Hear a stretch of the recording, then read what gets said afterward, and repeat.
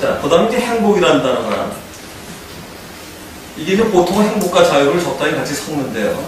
이게 개념이 달라서 나눠봤어요. 근데 네이버에 이게 또 욕구가 충족되어 충분한 만족과 기쁨을 느끼는 상태. 이렇게 써놔서 제가 그 밑에 하나 더 보탰어요.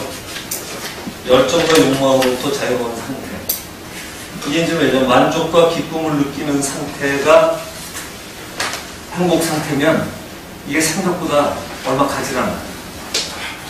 이루고 나서 얼마나 가겠어요, 이게? 그래서 보통 이러죠. 좋은 대학을 들어가면 목표가, 좋은 대학을 들어가는 이유가 여러 가지 있을 거야. 공부를 열심히 해서 남들보다 공부 잘한다는 소리를 듣고 대학 들어가는 거나, 아니면 나중에 취직을 잘하기 위해서 좋은 대학을 가는 거나, 뭐 아니면 자기 좋아하는 친구가 좋은 대학을 가기 때문에 가는 경우 가끔 있더라고요. 좋아하는 이성이 거기 간다 그러니까 글로 가거나, 뭐 상당히 여러 가지 많은 이유가 있죠. 마찬가지로 그런 게 들어가고 나면 그 조건이 충족되면 이게 의미가 별로 없어져요. 제 개인적인 사건 얘기들은요, 저는 대학 들어갈 때 대학교가 서울대학교 하나인 줄 알았어요. 얼마나 무식했냐면 정보가 없는 데다가 저희 어머니가 서울대학만 얘기해가지고 대학을 서울대학만 줄 알았어요. 그래가지고 어떻게 하다가 이제 서울대 들어갔어요? 할 일이 없어. 이게 제가 들어가고 싶어서 들어간 게 아니라 할 일이 없어. 어쩐 정말 그 체험이 있어요. 지금 과연 들려는 게 아니라 그래가지고 야 이게 뭐냐 이 도대체 왜 들어온 건가. 그러니까 정말 자기가 좋아서 하는 공부를 하고 거기에 마음에 드는 교수가 서울대에 있든 한양대학에 있든 저 경주에 있는 어느 대학에 그 교수 찾아갔었으면 이런 고민이 싹 없었을 텐데 그게 없는 거예요. 그래갖고 저는 사실은 결국엔 서울대 졸업을 못하게 된 이유 중에 결정적인 게 재미가 없었어요. 학교 다니면 어떻든. 그러니까 대학을 딴 데서 졸업을 하게 되고 가장 결정적인 건 그게 사실은 들어가면 대학 공부 재미가 없었어요. 뭐 이런 거 같기도 하고.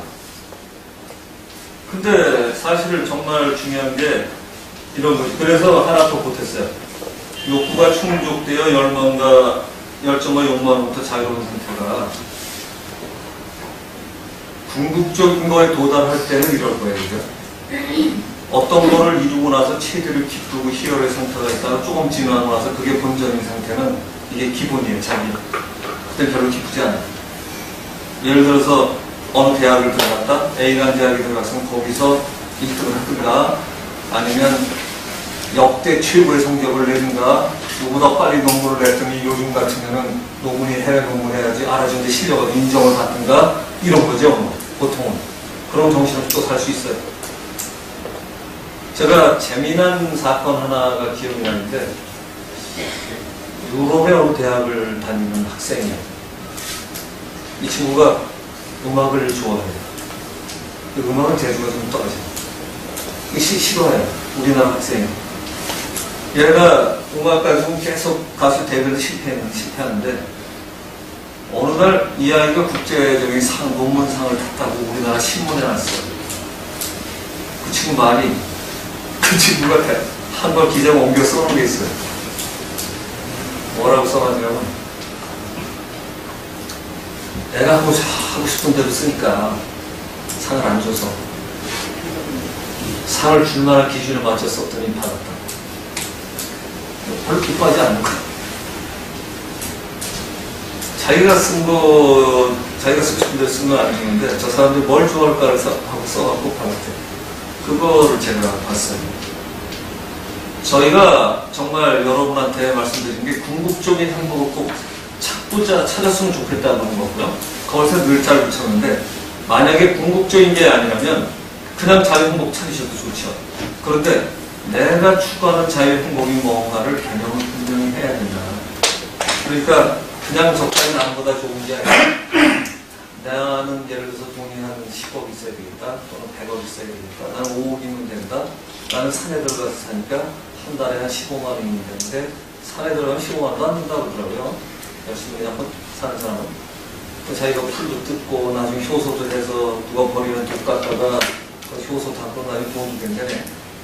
그래가지고 콩도 신고 그러면 매주도 다음은 나중에 돈도 버는데 15만 원도 아닌데 처음에 그 움직이는 기름값 오토바이 하나 사서 오토바이 기름값 한 15만 원 정도 뭐 이렇게 얘기를 하더라고요. 근데 그거 즐거우면 그 사람한테 자기가 행복이겠죠. 근데 보통 사람은 안 그래요. 특히 우리 한국에서 산 사람은 주변에 일정한 사람들이 인정해주는 상태에 도달하지 않으면 무지하게 불행해요. 그러니까 스스로 행복한 게 아니라 이미 남의 평가에 의해서부터 판단이 내리는 게 어릴 때부터 돼 있어요. 이게 굉장히 문제죠. 근데 나이 들어도 못 고친다는 건 더 문제죠. 못 고쳐요. 왜? 자기 틀에서 벗어나는 건 용기가 필요하거든요. 틀에서 벗어나는 거. 그래가지고 이제 아까 입구에 보니까 뭐 너만의 뭘 하라고 하는 책점이 있던데 너만의 뭘 하라고 있지 뭘 던져라? 그러니까 자기 것만에 뭘 던지려고 하는 거야말로 굉장히 중요한 걸 건데 우리는 그게 불안해서 잘 못 던지죠. 그런 쪽의 거를 던지고 싶어서 얘기 드렸고요. 그 밑에 거는 이런 식으로 F+ 아파도 있고 뭐 많아요. 더 많은데 요거는 그 내고에 있는 것 중에서 서울교육연구소의 교육용 용어 사전에 있는 것만 좀 써놨죠. 그래서 여기서도 에피쿠로스나 공리학파가 얘기하는 쾌락과 비슷한 상태, 고통이 없는 상태.